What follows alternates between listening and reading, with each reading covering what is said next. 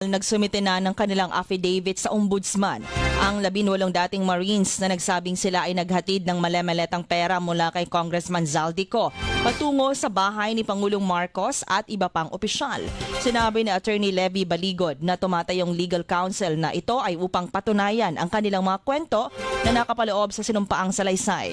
Sa 18, 2 ang dating Army at ang iba ay dating Marines. May kaba sila dahil ang ombudsman ay tao at loyal na kaalyado ni Pangulong Marcos na kabilang sa tinuro nilang tumanggap ng mali-maletang pera galing kay Congressman Ko.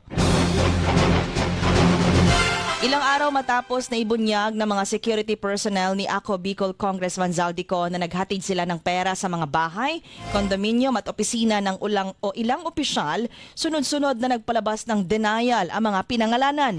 Una ay si dating Senator Antonio Trillanes na matapos magpasinungaling ay nagbantang kasuhan ang mga dating sundalo.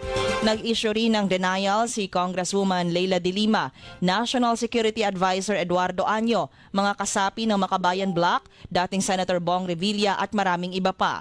Ang pahayag ng mga ex-Marines ay patunay na totoo ang sinabi ni dating Congressman Ko at dating Marine Sergeant Orly Gutesa.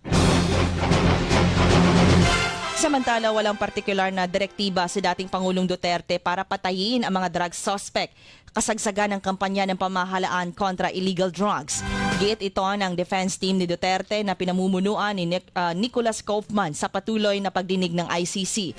Sinabi ni Kaufman na walang smoking gun o matibay na ebidensya sa kaso at wala umanong kahit isang testigo na may kaugnayan sa alinman sa 49 na insidenteng inaakusa sa dating Pangulo ang nagsabing may direktang utos ang dating Pangulo. Tanggap na ng pamilyang Duterte na hindi na makakabalik sa Pilipinas ang dating Pangulo matapos kumpirmahin ng ICC ang kanyang mga kasong crimes against humanity. Sinabi ni VP Sara na hindi nila tinitingnan ng kanilang pamilya na makakauwi pa ang dating Pangulo. Tanggap na rin ng pamilya sakaling sa kulungan na mamamatay ang dating Pangulo. Samantala, tumaas ang mga kaso ng dengue sa bansa ngayong unang 1.5 buwan ng taong kasalukuyan. Inihayag ito ni DOH Undersecretary Dr. Gloria Balboa. Aniya na sa 14,907 dengue cases ang naitala ngayong taon hanggang Pebrero 15. Gayunman, ito ay 70% na mas mababa kumpara sa katulad na panahon noong 2025.